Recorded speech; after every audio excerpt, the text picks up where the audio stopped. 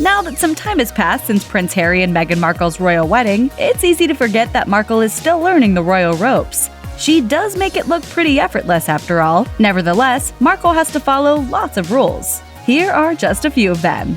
Pictures abound of Harry and Meghan greeting well-wishers in Nottingham after announcing their engagement. However, what you won't see are any selfies of the pair, whether alone, with each other, or with members of the crowds.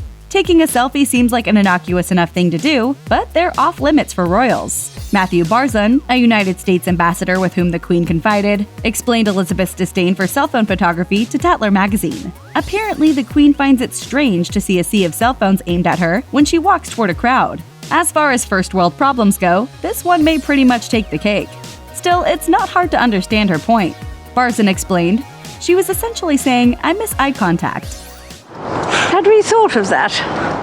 It seems the Queen's personal distaste for selfies has trickled down to the rest of the royal family. You won't find any selfies taken by these Brits, and the only selfies of Meghan you'll find are from her pre-Harry days. Sometimes there's just nothing better than indulging in a bowl of creamy, garlicky pasta. But if you're dining with the Queen, it's not exactly an option. Darren McGrady, a royal chef at Buckingham Palace, confirmed this rule to Express, saying, "We can never serve anything with garlic or too much onions. The Queen would never have garlic on the menu." This royally sucks for Meghan, who, before dating Harry, revealed on Today one of her favorite meals, slow-cooked Filipino-style chicken adobo.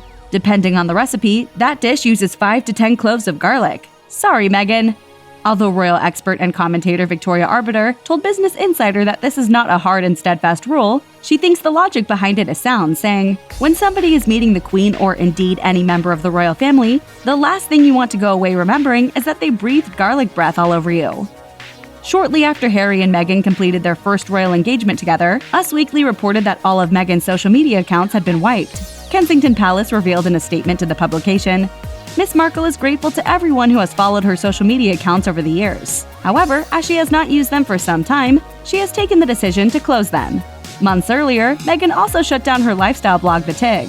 Although Meghan amassed a following of over 3 million people on Instagram, 350,000 on Twitter, and 800,000 likes on Facebook, she decided to trade in her online presence for her Prince Charming. It's not unusual for royals to be without their own social media accounts. In fact, Princess Eugenie is the only royal who runs her own. And technically speaking, she's not a working royal. Any official posts about Meghan and the rest of the working royal family come not from the royals themselves, but a social media assistant.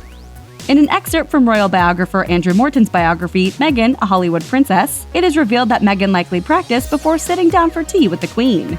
The biographer wrote, "A few months before she met the Queen, she had taken a secret excursion to Rose Tree Cottage, a little slice of England nestled in Pasadena in the suburbs of Los Angeles. Meghan has visited several times, not only to buy English gifts but to take afternoon tea.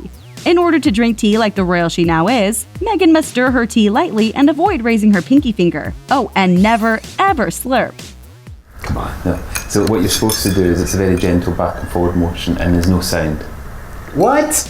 Even prior to marrying Harry, Meghan started practicing what etiquette experts have dubbed the Duchess slant to avoid slouchy sitting, which is unbecoming of a royal.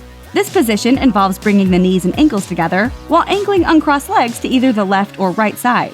Royal etiquette expert Micah Meyer told People, "It is the perfect pose for when a camera is shooting directly in front of you. By slightly slanting the knees to create a zigzag effect when wearing a dress or skirt, your legs are angled so that the camera only shoots the sides of your legs and protects your modesty." Although Markle has been criticized for crossing her legs, she still always makes sure to angle her legs to one side. Could this be a bold new take on the Duchess slant?